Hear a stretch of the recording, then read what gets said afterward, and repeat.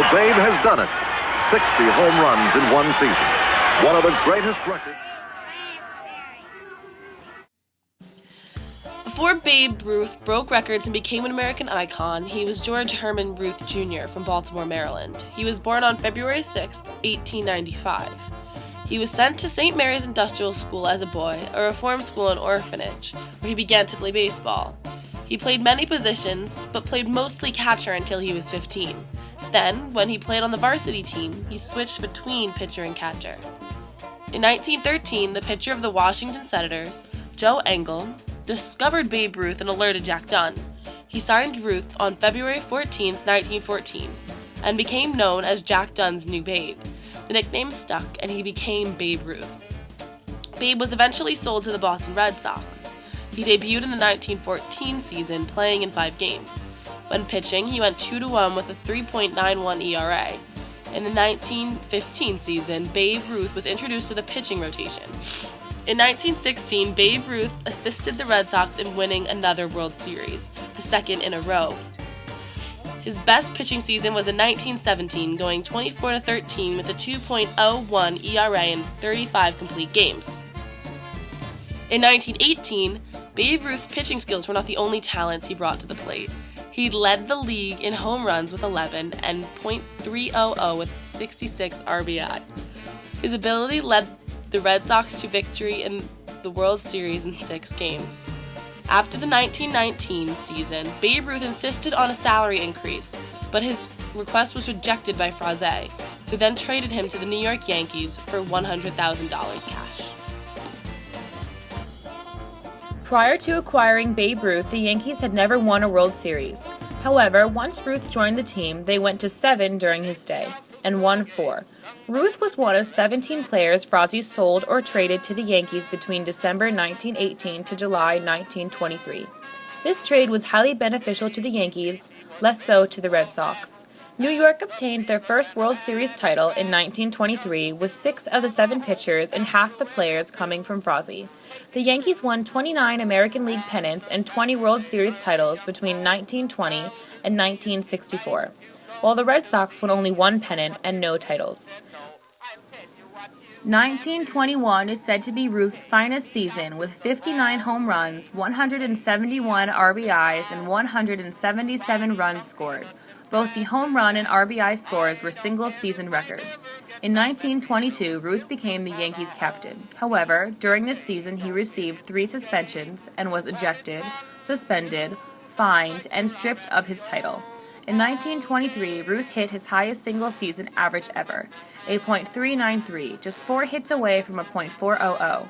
Also in this year, Ruth received his only Most Valuable Player award.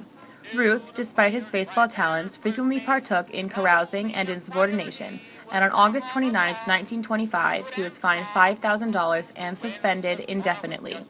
He was reinstated September 7th after being forced to publicly apologize to his team.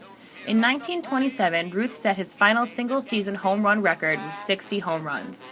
Interestingly, in 1930 and 1931, Babe Ruth made a salary of $80,000, which today would amount to around $1.1 million. Comparatively, President Hoover made $75,000 in the same year. On February 26, 1935, Babe Ruth was traded to the Boston Braves. Ruth was intended to be the vice president and assistant manager, but his talents came to a slow during his time with the Braves. On May 30, 1935, Ruth struck out at his only time at bat and left the field with a knee injury.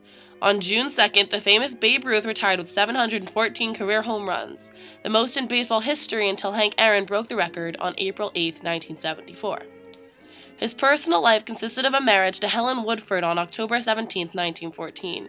The couple adopted a baby girl named Dorothy, who wrote a book later in life about how she was the biological child of Babe Ruth and a woman named Juanita Jennings. When Helen passed away in 1929 in a house fire, Babe remarried Claire Merritt Hodgson and adopted her daughter. After a short silent movie acting stunt in 1920 to 1934, Ruth's health quickly declined. In 1946, he discovered he had a tumor in his neck. Because of his wealth and fame, Babe Ruth was allowed experimental cancer treatment, which led to today's methods of treating cancer. On August 16, 1948, Babe Ruth died from pneumonia and was buried at the Gate of Heaven Cemetery in Hawthorne, New York.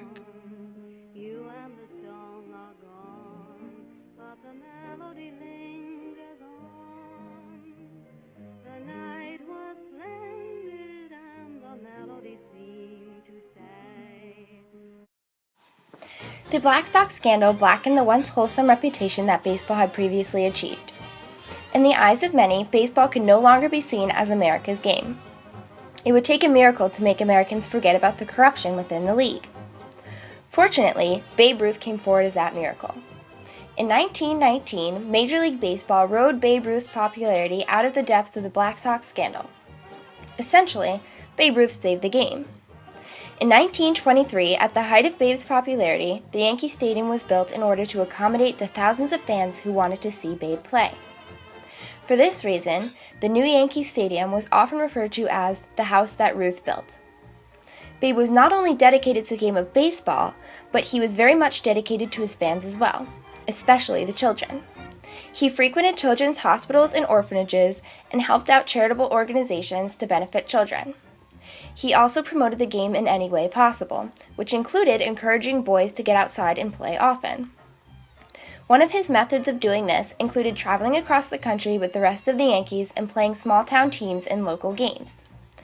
In order to help aspiring major leaguers, Babe Ruth published books such as How to Knock Home Runs. He also published an autobiography so fans could get to know him, his life, and baseball a little bit better. One could buy various pins and buttons indicating your membership to the Babe Ruth Boys Club. For all of his actions, Babe Ruth quickly became the face of baseball. Because of this fact, many brands and companies wanted Babe Ruth as their spokesperson. Ruth was featured in numerous ads across America. To this day, Babe Ruth can still be considered the greatest salesman the game has ever seen. Today, nearly 65 years after his death, Babe Ruth still has an effect on America. Not only did Babe Ruth inspire many of the greats that we know and look up to today, but his dedication to and influence on youth baseball is still seen today in many Babe Ruth leagues across the country. 50 years after his death, the Babe Ruth Home Run Award was established. It is awarded yearly to the Major League Baseball player with the best performance in postseason. Despite Ruth's questionable off-field reputation, he was an idol to many and in fact still is.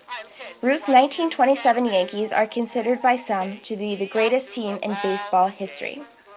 To have such a lasting impact on so many is a difficult feat, although it was certainly not a feat too large for Babe Ruth.